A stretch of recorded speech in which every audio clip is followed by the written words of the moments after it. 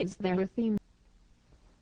Yeah, we all wear doctor's outfits and take orders on clipboards, and it's kind of a doctor theme with bedpans and go on. There's a James Bond theme.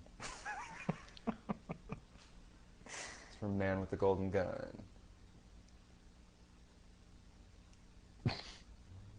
And it's happy hour between 6 and 7.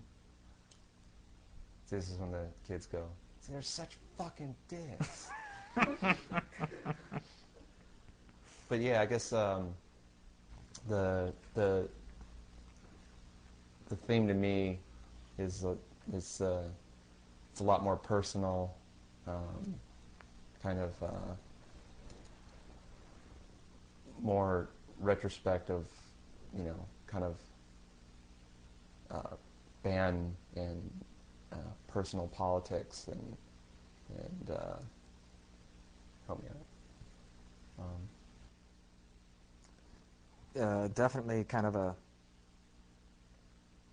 Saturn return theme in some way, reevaluation and reassessment of personal and group patterns, introspective, retrospective, definitely. How do you feel it will mesh with the current music scene? Hopefully it'll pull it wide apart, kind of push boundaries back further, and I don't think it really has to mesh with anything else, just kind of stretch the horizon a bit. Yeah, hopefully it'll reteach kids how to have an attention span. Hopefully. Did you guys experiment with different measures, and how did this change the sound? Yeah, a little bit. Mostly just looking for sounds and patterns that we hadn't heard before, and they tended to come out in different measures. A lot of 5, bit of 6.5, and it does tend to make for a different kind of soundscape, especially sticking different ones together, trying to keep the flow in there. Yeah, which is that's a difficult task when you're hearing things in a strange rhythm to somehow translate it to ears who don't really have a frame of reference for it. So it was quite the challenge. But I think once you hear the record, you'll see that we did a fair job at that, keeping the rhythm and the flow going, and at the same time still having some strange time signatures occurring, but not obviously. But it was kind of a natural process. I mean, it was amazing to me how many times I kept going, oh my God, that's in 5 again. Not that we were going, let's write a song in 5, or let's write a song in 6.5, or let's, so. It's like a weird type of cooking, Right. Some new weird ingredients. Right. Just trying to get the recipe right. That's exciting and, leads you to the end, it's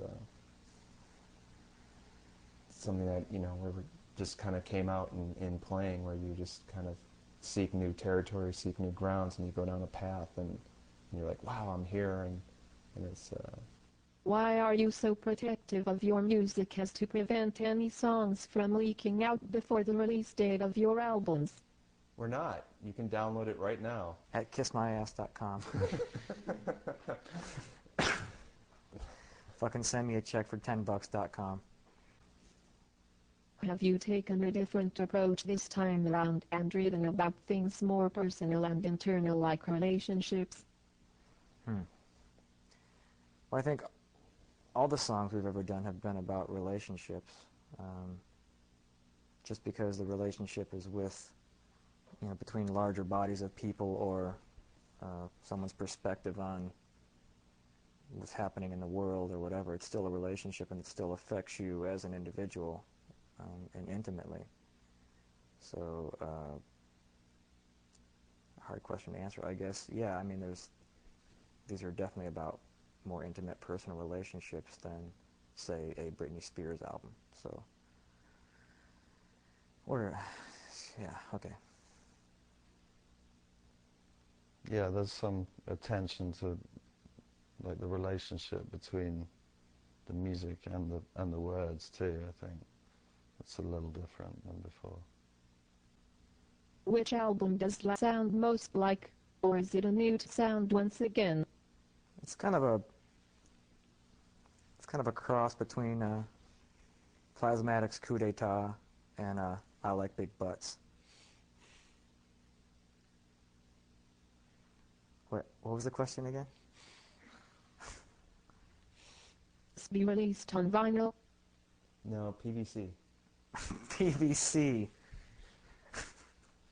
8-track. Yes, it will be. Very thick vinyl. Do Jung's theorems, shadows, male and female, positive and negative, etc., have any influence on your work?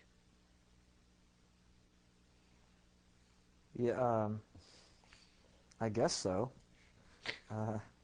Yeah, he was over here like yesterday, and We channeled him.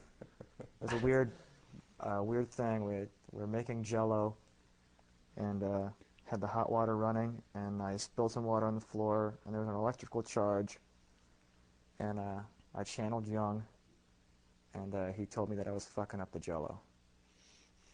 Will survive the loss of one of its members? Well, it all depends on the member. I mean, if it was me and I lost a leg, I'd still be able to sing. If it was Adam and he lost a leg, he could be able to play guitar. But if Danny lost like a hand or a limb, that particular member would. What's the next question? Any new bands you guys like and respect? I love Buddy Holly. You guys like anybody other than Buddy Holly? Not really.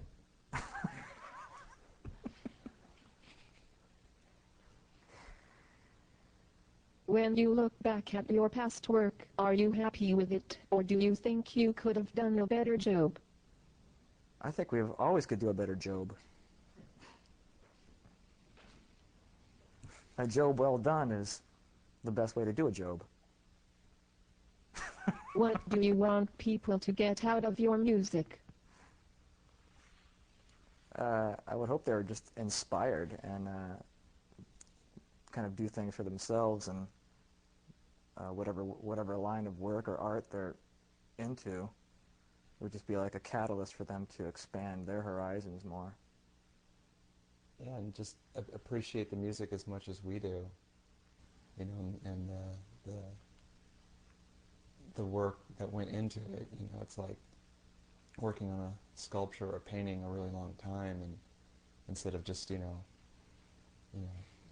doing something really fast that just kind of marks just that second, something that's been really kind of scrutinized, and the effort that went into it and the thought that went into it and the movement that it caused, instead of does it got a good beat and does it hold my attention? I think it's more of a I don't know, it's more on the long term side of thinking and remembering instead of the short term, I believe. What do you think are some common misconceptions about you guys? We're not gay. We're not I'm Brazilian. not Australian. Right. And we're not Scientologists. We're not Scientologists or Republicans. I get that all the time. We're not Right? Christians. You're a Republican, right? We're not sober. No, I'm not. Are you a Republican? Nope. You're a pedestrian. I believe in nothing. I'm a publican. Do you think it is possible for any one band to save the music industry and the direction it is going? The music industry has always had its bad side. There's always the yin and the yang. There's always going to be just complete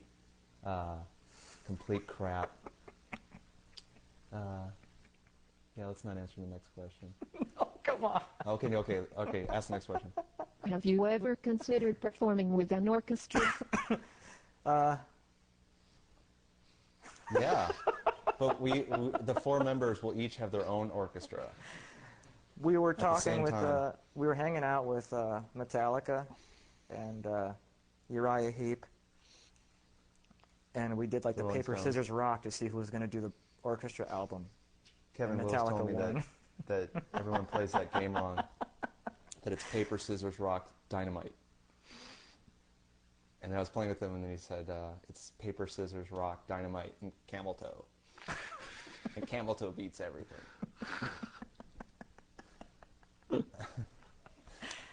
So Metallica pulled out Camel Toe, and they got to do the orchestra album, and we didn't get to do it. Do your songs take on new meaning for you as time goes on? How? Hey, do it again. Do your songs take on new meaning for you as time goes on? How? And how? That would need a comma there. Yeah. Well, Okay. I think, yeah, the way we write, it's things kind of evolve, as Adam has said earlier. As time goes on, we reevaluate the songs and play them live repeatedly. We start honing in on different areas of the song that have room for adjustment and all that. And so, Lyrics, he writes them in prose, and they take on different meanings, and they can affect all of our lives in different ways. And you have to look at the music like that too. It's you're in a headspace when you're writing it, and then you're in a different headspace when you're playing it after a year. So, absolutely, and the same same thing with listening to music. If you're a fan of some band, when you first heard it, you had a certain reaction, and then when you heard it 5 years later, you have a different reaction, or you may have the same reaction. I don't think so though, but it's still it's all just a stimulus and a way of thinking, and it kind of reflects time, just like I guess like a tattoo or something. how? It's kind of mixed that way too, I think, where you can really delve inside the music and find different layers, like with time, with like each new listen you can explore like you might catch a new relationship between a phrase and what's happening in the music that you might miss the first time. It's got a depth to it that allows that to happen in the mix. Yeah. What impact do you feel your music has had on the industry, if any? Well, hopefully like we said earlier, hopefully we've expanded the attention span of people. I mean, that's the biggest problem, it seems, nowadays, is everything's such a fast-paced, disposable society as far as, music, television, fast food, everything. So I think if we've had any impact at all, I would hope it would have something to do with consciousness expansion and getting people to take a moment and take a deep breath and just feel the subtle nuances of life in general. And hopefully like inspire people to be true to what they believe in and just ignore what everyone else is saying and just plow straight ahead with your own idea and try and fulfill it somehow. Have you considered doing an acoustic session? Do they still have rainbow gatherings? Are those still going on? Okay, then yeah. As long as there's a rainbow gathering, we'll do an acoustic set. Adam said, "We just wanted to go further than we had before and have fun doing it." Do you as a band feel you accomplished this goal? Yes. Well, I'm not going to answer that. The fun has only just begun. And our final question? Did you really record Anima using a Tascam 8-track? Yes, and thank you. Good night.